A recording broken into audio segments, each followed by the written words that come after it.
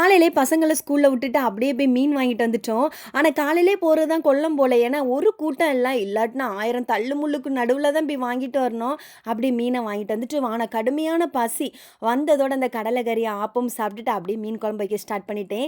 நெறைய பேர் வந்து என்கிட்ட கேட்டீங்க, "நீங்க மீன் குழம்பு எப்படி வைக்கிறீங்க? வீடியோ போடுங்கன்னு" சொல்லிட்டு. நான் டெய்லியுமே மீன் குழம்பு தான் வைக்கிறேன்.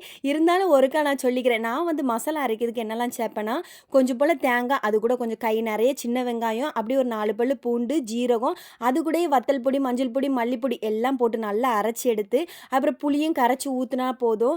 2 பெரிய சைஸ் தக்காளி, அதாவது மீன் கொஞ்சம் நெறைய இருந்துச்சுன்னா, பெரிய சைஸ் தக்காளியில 2 அப்படியே கொஞ்சம் போல பச்சை மொளகா எல்லாம் போட்டு எடுத்து குழம்பு நல்லா கொதிக்க வச்சுட்டேன். இன்னைக்கு வந்து வாளை மீன் தான் வாங்கிட்டு வந்திருந்தேன். நல்லா பெரிய மீன் பார்க்கறதுக்கும் நல்லா இருந்துச்சா, வந்ததோட வெட்டி எடுத்து அதையும் உள்ள போட்டேன். நல்லா மீன் கொதிச்சதுக்கு அப்புறம் குழம்பு கொதிச்சதுக்கு அப்புறம் தான் லாஸ்ட்டா போட்டு மீன இறக்கி எடுத்தேன். அதுக்கப்புறம் சால மீன பொரிச்சு எடுத்து எங்க ஆளுக்கு குடுத்தாச்சு.